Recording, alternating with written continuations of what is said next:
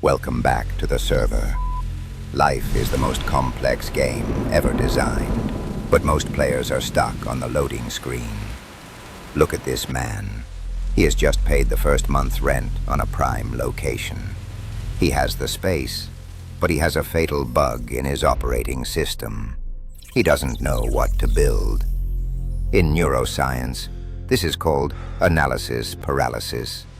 His cortisol levels are spiking. He is not about to do what 90% of entrepreneurs do. He is not going to guess. They treat the market like a casino. They fall in love with their own ideas. They spend XP and gold on consultants to validate their ego. But our player, he decided to hack the game. He realized that the map was hidden. So instead of exploring it blindly, he decided to ask the server for the cheat codes. This is the hack. He had already rented the place, yet he put up a sign saying it was available. Why? Because he needed to activate the Hive Mind. He created a trap for data. He didn't want tenants. He wanted intelligence. The phone began to ring. Dopamine hits started firing, but he didn't sell. He acted as the gatekeeper. He asked every caller the same specific question. What business are you planning to open here?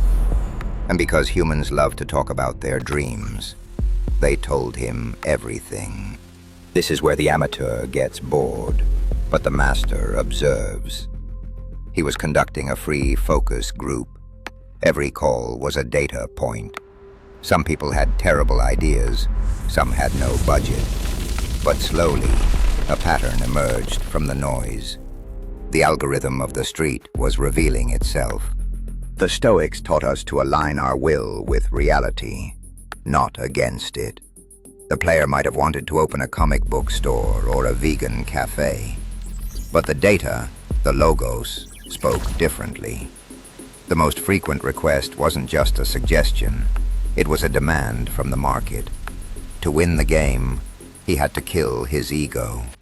He had to build what the simulation requested, not what he desired. He opened the exact business that the majority of callers were desperate to start. Why did he succeed instantly? Because he didn't create demand. He simply stepped in front of a moving train that was already there. He stole the best idea from the market before the market even knew it was stolen. Most people think innovation is about being a creative genius. Wrong. In the game of business, innovation is often just superior listening. He let the NPCs, the other players, do the hard work of dreaming. He just did the work of executing. This is the core philosophy of the life architect. 1. Gamify the process. Turn anxiety into a data collection quest. 2. Apply Stoicism. Remove your emotional attachment to the outcome. 3. Use neuroscience. Filter the signal from the noise. You don't need to be lucky. You need a system.